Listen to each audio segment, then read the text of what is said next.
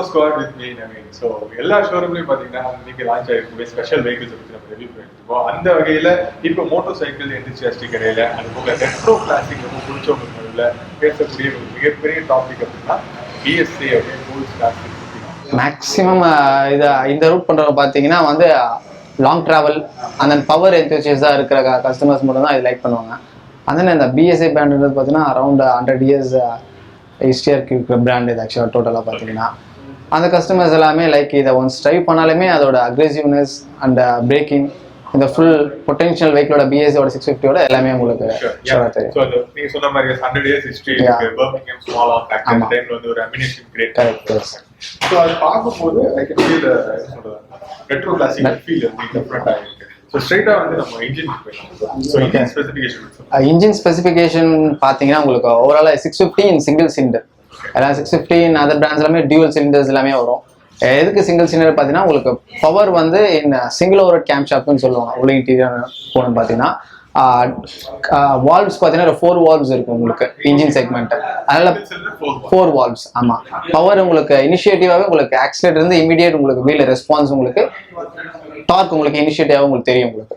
So power பத்தி பேசும்போது single cylinder 650 அப்படிங்கும்போது எஸ் ஆரியோட இது நிறைய கம்பேர் பண்ணலாம். ஆமா என்ன ஏது போலாம் அப்படின்னு பவர் கம்பேரிசன் இருக்கும். பவர் ஸ்பெக்ல ரொம்ப இன்ட்ரஸ்டிங்கா இருக்கு சிங்கிள் சிலிண்டர். சோ பவர் என்ன பவர்ஸ் வைஸ் பாத்தீங்கன்னா உங்களுக்கு 45 bh power at 6000 rpm and 50 Nm torque பாத்தீங்கன்னா in 4000 rpm ல உங்களுக்கு அட்டைன் ஆகும். சோ 55 Nm வந்து உங்களுக்கு 4000 rpm டச் ஆகும். ஓகே, அப்ப வந்து கண்டிப்பா அந்த mid range to top end power வந்து ஹை ரேஞ்ச் கொடுத்திருக்காங்க. கரெக்ட். அதுலயே சாட்டிஸ்ஃபை ஆயிடலாம். ஆமா, அதுலயே உங்களுக்கு கஸ்டமர் வைஸ் உங்களுக்கு ஃபீல் வந்து உங்களுக்கு இருக்கும் உங்களுக்கு வந்துரும். ஏன்னா ஒரு சில வெஹிக்கிள்ஸ் வந்து நம்ம லோயிங் பவர்ஸ் வச்சு நம்ம சிட்டிக்குள்ள ரன் பண்ணும்போது கொஞ்சம் ஹேண்டில் பண்றது வந்து கொஞ்சம் கஷ்டமா இருக்கும். ஸோ இந்த வெஹிக்கிள் வந்து சிட்டிக்குள்ள போறதுக்கு எவ்வளவு பெட்டரா இருக்கு கஸ்டமரோட ஃபீட்பேக்? கஸ்டமர் வைஸ் ஃபீட்பேக் பார்த்தீங்கன்னா இது அரௌண்ட் 650cc மாதிரியே வெயிட் உங்களுக்கு ஃபீல் பண்ணல. ஆக்சுவலாக அரௌண்ட் 350ல என்ன வெயிட் ரேஞ்ச் இருக்குமோ அதுதான் ஆக்சுவலாக ஃபீல் பண்ணுறேன். அதுக்கேற்ற மாதிரி நான் ஃப்ரேம்ஸ் டியூல் கேபிள் ஃப்ரேம் கொடுத்துருக்காங்க. வீல்ஸுமே பார்த்தீங்கன்னா வந்து உங்களுக்கு அலுமினியம் வீல்ஸ் கொடுத்துருப்பாங்க, எக்ஸல் வீல்ஸ் கொடுத்துருப்பாங்க. இது ஈஸிலி மேனேஜபிள் பண்ணுற மாதிரி சிட்டிலையும் அவ்வளோக்கா ஈஸியாக ட்ரைவ் பண்ண முடியும். ஆனால் த்ரூ அவுட் நீங்கள் லாங் ட்ராவல் பண்ணும்போது உங்களுக்கு அந்த வெயிட் மேனேஜ்மெண்ட் உங்களுக்கு ஈஸியாக இருக்குது கஸ்டமரோட ரெஸ்பான்ஸ். ஸோ சிட்டி கம்யூனிட்டிக்கு வந்து டெஃபினட்டாக இது ஃப்ரெண்ட்லியாக இருக்கும் நினைக்கிறேன். கரெக்ட். ஆக்சுவலாக வந்து சிட்டி டைவ் பார்த்தீங்கன்னா வந்து மோஸ்ட் ப்ராபப்லி டிராஃபிக் ஜாம் ஏரியாவாக இருக்கும். க்ளோசர் சர்க்கிள் ஓட்டும்போது 650cc மைனர் ஹீட்டாவது லைட்டாக ப்ரொடியூஸ் பண்ணும். பட் ஆனால் இந்த வெஹிக்கிளில் வந்து நல்லா ஒய்டர் ரேஞ்ச் ஆஃப் உங்களுக்கு ரேடியேட்டர் கொடுத்ததுனால அந்த ஹீட் மே கூட உங்களுக்கு ஓரளவு கன்சியூமபிள் ஆயிடுச்சு. அந்த ஹீட் மே தெரியாது உங்களுக்கு ஓவராலா. பிகாஸ் நம்ம மினிமம் 300cc நம்ம சிட்டிக்குள்ள ஓட்டும் போதே ஓரளவு நம்ம ஜி ஃபீல் ஆகும். கரெக்ட். ஆமா, டிராஃபிக்ல டோர் டு டோர் டிராஃபிக்ல வந்து ரொம்ப ஃபீல் இருக்கும். பட் இது அந்த அளவுக்கு பெருசா இருக்காது. And moreover ரேடியேட்டரோட ஃபெசிலிட்டிஸ் ஒரு விஷயம். சோ அதுவே வந்து இட்ஸ் a good update அப்படின்னு நினைக்கிறேன் for retro classic. Okay, so retro classic அப்படிங்கும்போது of course ஒரு ஷார்ட்டர் ரைட் அப்படி நிறைய பேர் யோசிப்பாங்க. கரெக்ட். சிங்கிள் ரைட்ஸ் போறதுக்கு நிறைய வந்து ஃபீல் இருக்கும் அப்படின்னு நினைப்பாங்க. சோ ஹவ் பிராக்டிகல் இது? பின்னாடி உட்காந்து எவ்வளவு தூரம் போகலாம், இல்லைன்னா ஒரு சிங்கிள் ரைடா வந்து எவ்வளவு தூரம் நம்ம கொண்டு போகலாம், எந்த அளவுக்கு வந்து அந்த ரைட் குவாலிட்டி பத்தி? ரைட் குவாலிட்டி பார்த்தீங்கன்னா உங்களுக்கு பில்லியன் ரைடருக்கும் உங்களுக்கு கன்வீனியன்ட்டாக இருக்கிற மாதிரி தான் சஸ்பென்ஷன்ஸ் அந்த சீட்டோட ஸ்பேஸுமே பார்த்தீங்கன்னா உங்களுக்கு நல்ல ஒரு லென்த்தி ஸ்பேஸ் தான் கொடுத்துருப்பாங்க.